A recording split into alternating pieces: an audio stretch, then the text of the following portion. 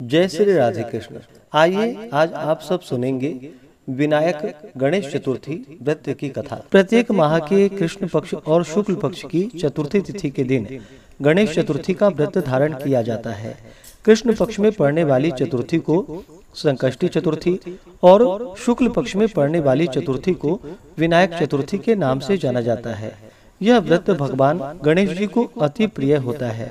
जो भी भक्त सच्ची श्रद्धा के साथ, नियम और निष्ठा के साथ इस व्रत को धारण करते हैं तो भगवान गणेश जी की कृपा से उनके सभी प्रकार के विघ्न और बाधाएं दूर हो जाती है तथा सभी प्रकार के सुख और समृद्धि की प्राप्ति होती है, संतान की रक्षा होती है। इस व्रत को जो कि दिन रात्रि उपवास रहते हुए धारण करना चाहिए।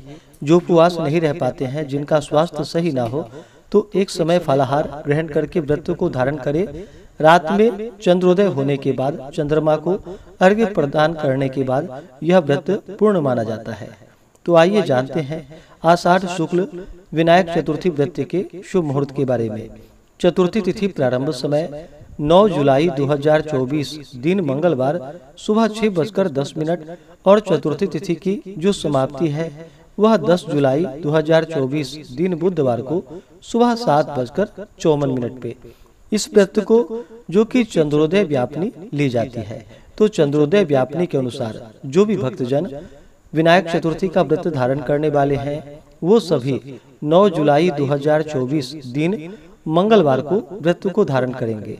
जब भी मंगलवार के दिन गणेश चतुर्थी का व्रत पड़ता है तो इस दिन का और भी ज्यादा महत्व बढ़ जाता है। इस दिन को अंगारकी चतुर्थी के नाम से भी जाना जाता है। यह व्रत जो कि अनंत फलदायी माना गया है। 9 जुलाई को जो सूर्योदय का समय है वह समय सुबह 5:15 और सूर्यास्त शाम 6:52। इस दिन चंद्रोदय का जो समय है चंद्र दर्शन का चंद्रोदय जो कि सुबह 8:07 और चंद्रास्त यानी कि चंद्रमा अस्त होंगे रात्रि 9:29 पे। तो रात्रि 9:29 से पहले ही भगवान गणेश जी का साथ में चौथ माता का पूजन करें। उसके बाद चंद्र देवता को कच्चे दूध का या जल का अर्घ्य प्रदान करके आप व्रत को पूर्ण कर सकते हैं। 9 जुलाई को योग जो कि सिद्धि योग होगा रात्रि 2:27 तक। उसके बाद व्यतिपात योग होगा। इस दिन सर्वार्थ सिद्धि योग भी बन रहा है जो कि सुबह 5:30 से सुबह 7:52 तक होगा। इस दिन रवि योग भी बन रहा है जो कि सुबह 7:52 से अगले दिन सुबह 5:31 तक होगा।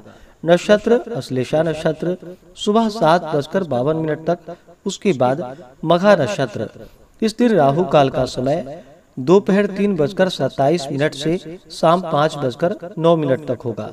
राहु काल समय के दौरान कोई भी शुभ कार्य या नया कार्य नहीं करना चाहिए। यह लाभकारी नहीं होता है, इस बात का ध्यान रखें। इस दिन भगवान गणेश जी का चौथ माता का पूजन करना चाहिए। इस दिन गंध पुष्प धूप दीप आदि से भगवान गणेश जी का पूजन करें।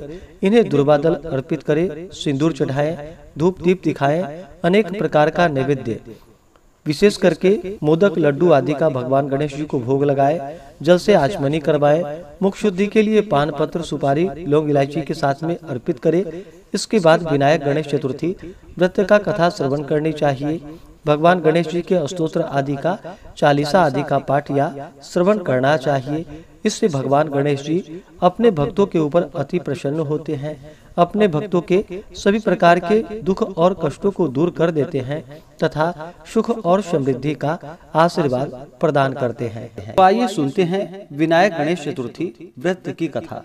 तो बोलिए प्रेम से भगवान गणेश की जय, सर्व देवी देवता की जय। एक बार भगवान शिव तथा माता पार्वती नर्मदा नदी के किनारे बैठे थे।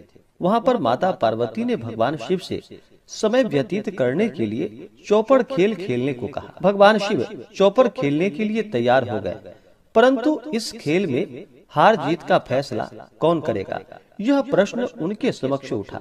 तो भगवान शिव ने कुछ तिनके एकत्रित कर उसका एक पुतला बनाकर उसकी प्राण प्रतिष्ठा कर दी और पुतले से कहा कि बेटा, हम चौपड़ खेलना चाहते हैं, परंतु हमारी हार जीत का फैसला करने वाला कोई नहीं है, इसलिए तुम बताना कि हम दोनों में से कौन हारा और कौन जीता। इसके बाद भगवान शिव और माता पार्वती का चौपड़ खेल आरंभ हो गया।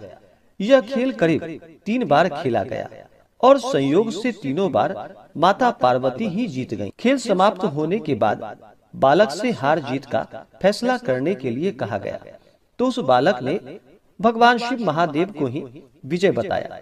यह सुनकर माता पार्वती अत्यंत क्रोधित हो गई और क्रोध में उन्होंने बालक को लंगड़ा होने का और कीचड़ में पड़े रहने का श्राप दे डाला। बालक ने माता पार्वती से माफी मांगी और कहा कि हे माता, यह मुझसे अज्ञानता बस ऐसा हो गया है, मैंने किसी द्वेष भाव में ऐसा नहीं किया। बालक द्वारा क्षमा याचना मांगने पर माता ने कहा कि यहाँ गणेश पूजन के लिए नाग कन्याएं आएंगी। उनके कहे अनुसार तुम गणेश जी का व्रत करो, ऐसा करने से तुम मुझे प्राप्त कर पाओगे। यह कहकर माता पार्वती शिव के साथ कैलाश पर्वत पर चली गईं। 1 वर्ष के बाद उस स्थान पर जो कि नाग कन्याएं आई, तब नाग कन्याओं से श्री गणेश जी के व्रत की विधि मालूम करके उस बालक ने 21 दिनों तक लगातार गणेश जी का व्रत किया। उसकी श्रद्धा से गणेश जी प्रसन्न हुए और उन्होंने बालक को मनोवांछित फल मांगने के लिए कहा। उस पर बालक ने कहा कि हे विनायक, हे विघ्नहर्ता गणेश, मुझ में इतनी शक्ति दीजिए कि मैं अपने पैरों पर चलकर अपने माता पिता के साथ कैलाश पर्वत पर पहुंच सकूं और वे यह देखकर प्रसन्न हो। तब बालक को वरदान देकर भगवान गणेश जी वहां से अंतर ध्यान हो गए। इसके बाद वह बालक कैलाश पर्वत पर पहुंच गया और कैलाश पर्वत पर पहुंचने की कथा उसने भगवान शिव जी को सुनाई। चौपड़ खेल वाले दिन से ही माता पार्वती जी भगवान शिव जी से विमुख हो गई थी। अतः देवी के रुष्ट होने पर भगवान शिव ने भी बालक के बताए अनुसार 21 दिनों तक श्री गणेश जी का व्रत किया और इस व्रत के प्रभाव से माता पार्वती के मन से भगवान शिव के लिए जो नाराजगी थी वह समाप्त हो गई। तब यह व्रत विधि भगवान शंकर ने माता पार्वती को बतलाई। यह सुनकर माता पार्वती के मन में भी अपने पुत्र कार्तिकेय से मिलने की इच्छा जागृत हुई। तब माता पार्वती ने भी 21 दिनों तक श्री गणेश जी का व्रत किया तथा दुर्वा, पुष्प और लड्डुओं से गणेश जी की पूजा और अर्चना की। व्रत के 21वें दिन स्वयं कार्तिकेय माता पार्वती से मिलने आ पहुँचे। उस दिन से श्री गणेश चतुर्थी का यह व्रत समस्त मनोकामनाओं की पूर्ति करने वाला व्रत माना जाने लगा। इस व्रत को करने से मनुष्य के सारे कष्ट दुख दूर हो जाते हैं, मनुष्य को समस्त सुख सुविधाएं की प्राप्ति होती है। तो बोलिए प्रेम से भगवान गणेश की जय, सर्व देवी देवता की जय। तो आशा करता हूँ कि यह जानकारी आपको अच्छा लगा हो। ऐसे ही ज्ञानवर्धक जानकारियाँ प्राप्त करते रहने के लिए चैनल पे अगर आप पहली बार आए हैं तो चैनल को लाल बटन दबा करके सब्सक्राइब करें, साथ में बेल आइकन घंटी को दबाएं ताकि आने वाली वीडियो का नोटिफिकेशन आपको समय से मिलता रहे। वीडियो को लाइक करें, शेयर करें, सुखी रहें और स्वस्थ रहें। मिलते हैं फिर अगले वीडियो में। जय श्री राधे कृष्ण, धन्यवाद।